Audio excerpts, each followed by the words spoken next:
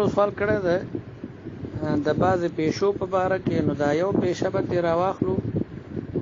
نور دا ټولې په دې قیاس دي. ډاکټران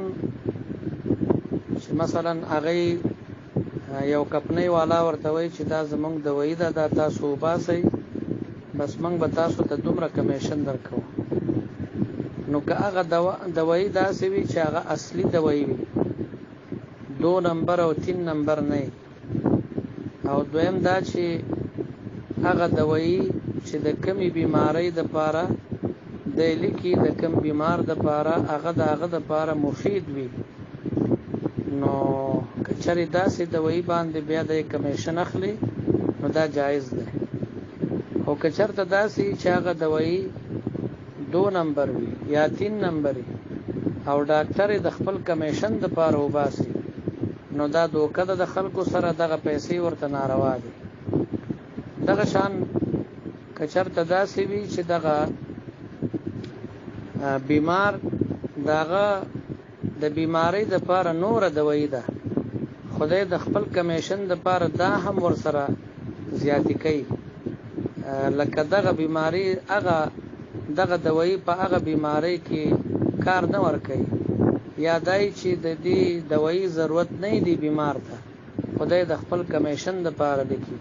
نو دا هم دوکه ده، او په دغه دوکه باندې پیسې اخیستل دا ناروا دي. یو بل سوال کړی دی چې مثلا مخکې زوړ مسجد و بیا نوی شي، هغه زوړ مسجد کې په یو ځای کې مونځ کېده، اوس چې مسجد نوی شو هغه ځای بدل شو، نو هغه ځای کې بیت الخلا جوړول د دې څه حکم دی؟ د دې جواب دا دی چې کم د مسجد حدود وي او کم وقف شوي اول نه د مسجد دپاره، نو په هغې باندې بیت الخلا جوړول دا جایز نه دی. البته چې کله یو سړی ځمکه وقف کوي او په هغه وخت کې هغه نیت وکړي چې مثلا دې ځای کې به بیت الخلا جوړېږي، غسل خانه به جوړېږي، نو بیا هلته جوړوی شي. او چې د اول نه په نیت کې دا نه او هلته مثلا ځمکه وقف شو د مسجد دپاره، په هغې کې عبادت کېده، نو هغه ځای باندې بیت الخلا جوړول دا جایز نه دي. وعلیکم السلام ورحمت الله وبرکاتہ. یو ورو سوال کړی مخکې دکان ورکول کمپیوټر والا ته چې هغې ګانې بجانې پکې اچي، نو د هغې د کرایې څه حکم دی؟ نو ما چې درته وویلې چې دا اعانت علی المعصیت دی، خلکو سره په ګناه کې امداد کول دی. نو یو خو کرایه حرامه ده، او دویم دا ده چې د دې سره ګناهګار هم دی. یو بل سوال کړی دی د سجده تلاوت په باره کې.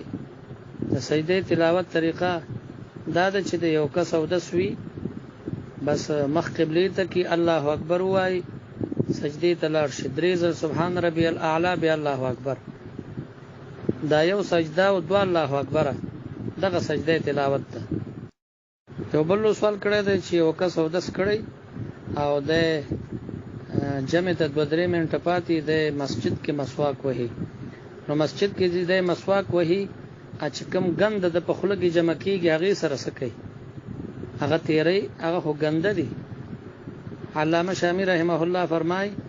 دغه نجاست او ګندګي تیرول دا نسیان پیدا کوي، د سړي حافظه خرابوي، دا بعضې بې علمه دغه کارونه کوي. مسواک به د اودس په وخت کې استعمالوي. وعلیکم السلام ورحمت الله وبرکاتہ. یو ورو سوال کړی دی چې یو کس نه زه قرضه واخلم او ما هغه سره څه خبره کړې نه، او بیا زه کله هغه ته پیسې ورکوم نو په خپله خوښه باندې زه څه ورکم هغه ته، نو دې کې ممانعت نشته دی چې مخکې نه خبره نه وي شوي او یا تا ورته نه وي ویلي، هسې هغه احسانا تا ته قرضه درکړې ده او بیا ته په خپل زړه باندې هغه ته څه ورکوې بغیر د هغه د مطالبې نه، نو دا یو قسم تحفه ده، نو دا جایز ده. معرف القرآن کې مفتی شفیع رحمت الله علیه هم نقل کړی دی. بل سوال کړی و مخکې د موبایل په باره کې چې ما یو کس نه اخیستی و او د هغه 50 روپۍ ما سره پاتې دي، اوس به داغه دکان معلوم نه دی چې هغه چرته تللی دی هغه 50 روپۍ یو غریب سړی ته ورکه او ثواب یې هماغه دکاندار پسې وبخه یو بل سوال کړی دی وای ما ته هټ کې ډیر راځي او چې راشي بیا څو ورځې مسلسلې وای دې دپاره څه وظیفه راته وښایه تاسو 3 ټیمه آیت الکرسي په یو ګیلاس اوبو باندې شف کوئ او څکئ دې سره به ختم شي انشاءالله یو بل سوال کړی دی وای ما ته هټ کې ډیر راځي او چې راشي بیا څو ورځې مسلسلې وای دې دپاره څه وظیفه راته وښایه تاسو 3 ټیمه آیت الکرسي په یو ګیلاس اوبو باندې شف کوئ او څکئ دې سره به ختم شي انشاءالله